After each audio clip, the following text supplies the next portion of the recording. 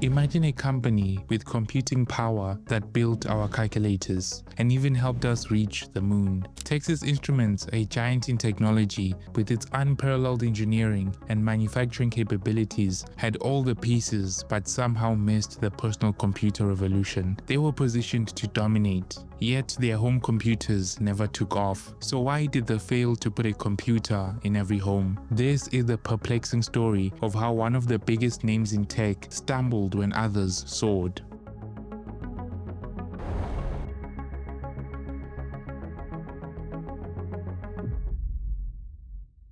Before the PC era, Texas Instruments was already a titan of technology, a name synonymous with innovation and reliability. Their technological authority was undisputed, largely thanks to their pioneering work in integrated circuits in the 1950s. TI's Jack Kilby co-invented the integrated circuit, a discovery that earned him the Nobel Prize and revolutionized electronics by cramming multiple transistors onto a single silicon chip. This single innovation was the bedrock of virtually all modern electronics. TI's engineering might was most visible to the public through one ubiquitous device, the calculator. TI didn't just make calculators, they perfected them, driving down costs and making complex calculators accessible to students and professionals alike. TI's success was built on a foundation of robust business-to-business relationships. A key partner was IBM, the world's largest company by market cap in the late 60s. IBM began integrating TI's chips into most of its mainframe computers, a massive vote of confidence that cemented TI's status. Another critical relationship was with NASA. TI semiconductor components were in the first American satellite, the Explorer 1, and were key to the Apollo 11 moon landing. This deep involvement in the space race and military contracts for laser-guided bombs and anti-radiation missiles solidified TI's standing as a defense electronics powerhouse. By the late 1970s, TI's revenue had grown to over $3 billion annually, equivalent to roughly $13 billion today, with a significant portion coming from their B2B relationships and defense contracts. TI was the go-to supplier for countless tech companies, providing the processors and memory chips that powered everything from mainframe computers to early video game consoles. They were the king of the supply chain, a powerhouse of manufacturing and engineering. So here's the central paradox. A company with that kind of immense technological power, the creators of the microchip, the masters of mass production, the very architects of the digital age, they had all the tools to dominate the personal computer market. They had the chips, the manufacturing plants, and the engineering talent. Yet, when they entered the computer market with their home computers, they stumbled. Why did they, of all companies, fail to translate their core technological strengths into a successful consumer product? This is the perplexing puzzle we're here to solve.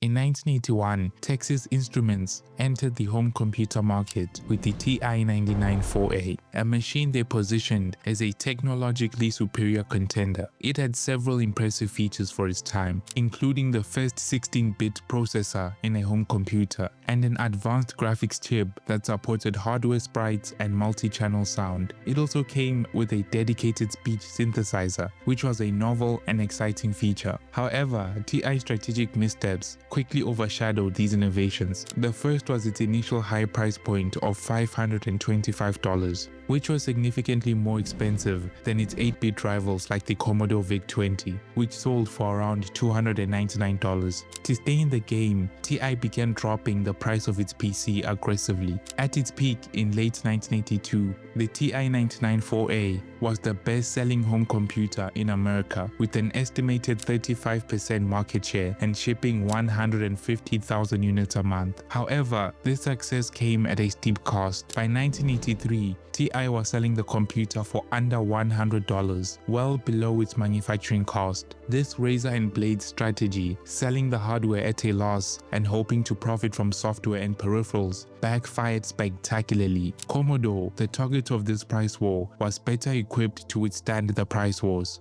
It had more vertically integrated manufacturing and cheaper parts, which allowed it to withstand the price wars for longer. To make things worse, the TI-99/4A's programming language was proprietary, with the machine's extended BASIC locked in a pricey cartridge. This walled garden approach made it incredibly difficult for third-party developers to create software, a stark contrast to the open ecosystem of the industry standard that had been set by IBM. When IBM released its personal computer in August 1981, it made a very strategic decision. It adopted an open architecture. Instead of using proprietary components and software, IBM built its PC with off-the-shelf parts and, crucially, licensed its operating system, MS-DOS, from Microsoft on a non-exclusive basis. This decision was a game changer. It allowed other companies to create IBM-compatible machines or clones that ran the same software. This sparked a rapid proliferation of affordable PCs and created a standard that the entire industry rallied around. The rise of MS-DOS as the de facto operating system for these clones was the direct result of this strategy. With a massive and growing user base, software developers flocked to create applications for the MS-DOS platform. This created a virtuous cycle. More software made the platform more attractive to users, which in turn encouraged more developers to create more software. TI's closed system, on the other hand, discouraged this kind of external development, leaving its software library sparse. As a result, the software ecosystem was limited, and the TI-99/4A never gained the wealth of games and applications its competitors enjoyed. When the vicious price wars of the early 1980s began, a company's ability to sell a wide variety of software and peripherals became the key to profitability. TI's inability to do this, due in large part to its proprietary design, meant it was losing money on every TI-99/4A it sold, and had no way to make up for those losses. In the third quarter of 1983, TI's consumer electronics division, largely driven by its PC, reported a staggering loss of $111 million after taxes. For that entire year, the losses were even more dramatic, estimated to be hundreds of millions of dollars. TI announced in October 1983 that it was discontinuing its PC and exiting the home computer market entirely. This turned what was a promising product into a major financial blunder, a stunning retreat for a company that had all the pieces to win the PC wars.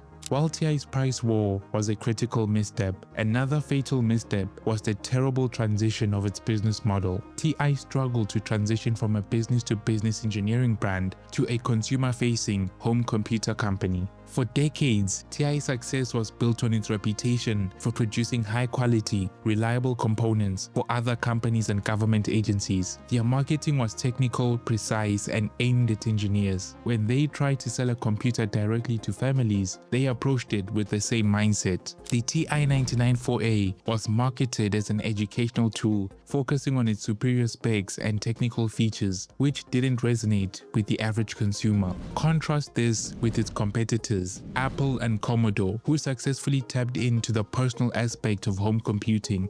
Apple in particular stands out. The Apple II was similarly priced to the TI-99/4A, which was a much higher price compared to the Commodore VIC-20. Yet Apple didn't engage in any price wars for the sake of market share gain. Instead, it chose marketing as its vehicle for growth, with its Think Different campaign and a focus on creativity. It sold a lifestyle, not just a machine. They positioned the computer as a tool for artists, students, and dreamers, and that is why Apple came to have one of the largest and most loyal cult followings in the early personal computer world. Despite its higher price point, the Apple II would eventually ship millions of units worldwide, all on the back of some excellent marketing. Commodore sold their computers as an essential tool for the masses. Their marketing emphasized affordability and fun, turning the Commodore 64 into a gaming and hobbyist powerhouse. Both Apple and Commodore successfully created a company and a brand identity that was about more than just technology. They sold a feeling, a culture, and a sense of belonging, something Texas Instruments, with all its engineering prowess, simply couldn't grasp.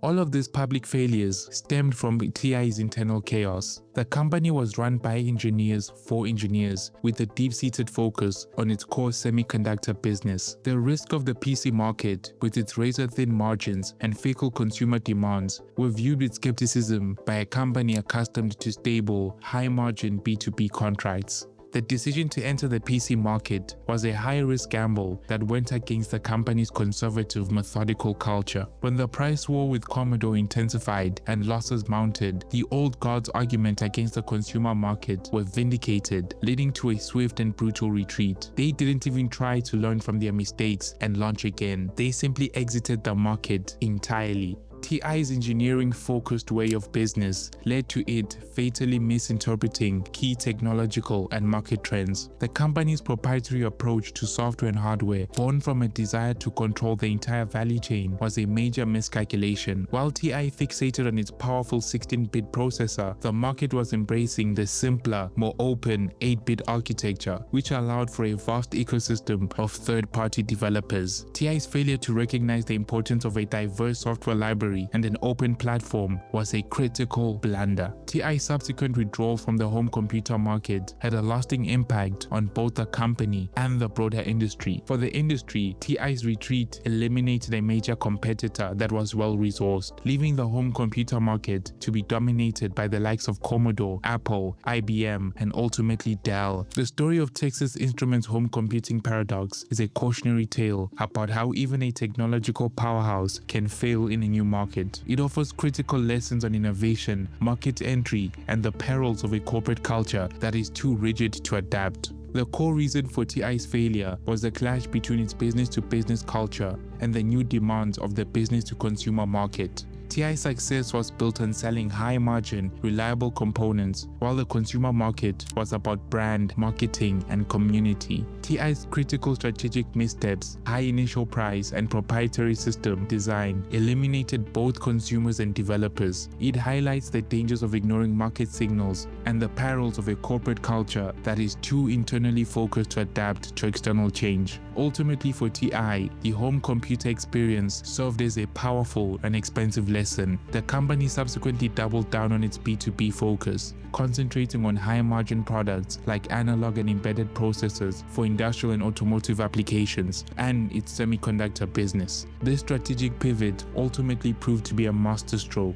transforming TI into a highly profitable and a quiet but dominant force in the semiconductor industry, a testament to the idea that sometimes the most successful path is not to follow the crowd, but to double down on what you do best. Thank you for watching.